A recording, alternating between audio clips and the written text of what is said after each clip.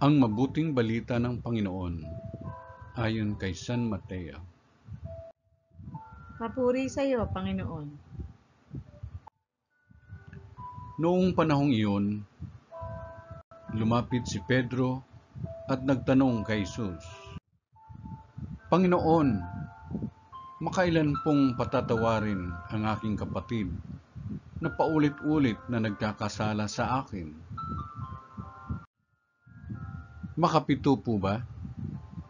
Sinagot siya ni Jesus, hindi ko sinasabing makapito, kundi 70 ulit pa nito. Sapagkat ang paghahari ng Diyos ay katulad nito. Ipinasya ng isang hari na pagbayarin ang kanyang mga lingkod na may utang sa kanya. Unang dinala sa kanya ang isang may utang na 10 milyong piso.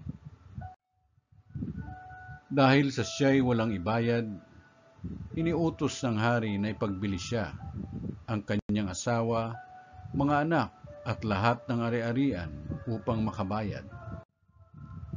Nanikluhod ang taong ito sa harapan ng hari at nagmakaawa. Bigyan pa ninyo ako ng panahon at babayaran ko sa inyo ang lahat. Naawa sa kanya ang hari, kaya pinatawad ang kanyang mga utang at pinayaon siya. Ngunit pagkaalis niya roon, ay nakatagpo niya ang isa sa kanyang kapwa-lingkod na may utang na 500 piso sa kanya. Sinunggaban niya ito at sinakal. Sabay wika, magbayad ka ng utang mo. Naglumuhod iyon at nagmakaawa sa kanya. Bigyan mo pa ako ng panahon at babayaran kita. Ngunit hindi siya pumayag. Salip, ipinabilanggo niya ang kanyang kapwa-lingkod hanggang sa ito'y makabayad.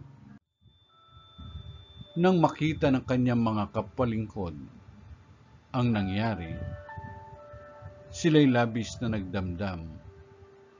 Pumunta sila sa hari at isinumbong ang nangyari. Kaya't pinatawag siya ng hari. Ikaw, napakasama mo, sabi niya. Pinatawad kita sa utang mo, sapagkat nagmakaawa ka sa akin. Nahabag ako sa iyo. Hindi ba dapat ka ring mahabag sa kapwa mo?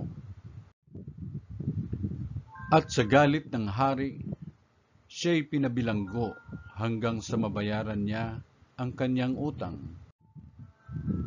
Gayon din ang gagawin sa inyo ng aking amang nasa langit, kung hindi ninyo patatawarin ang inyong kapatid. Pagkatapos sabihin ni Jesus ang mga bagay na ito, siya'y umalis sa Galilea at nagtungo sa lupain ng Judea, sa kabila ng ilog Jordan. Ang mabuting balita ng Panginoon.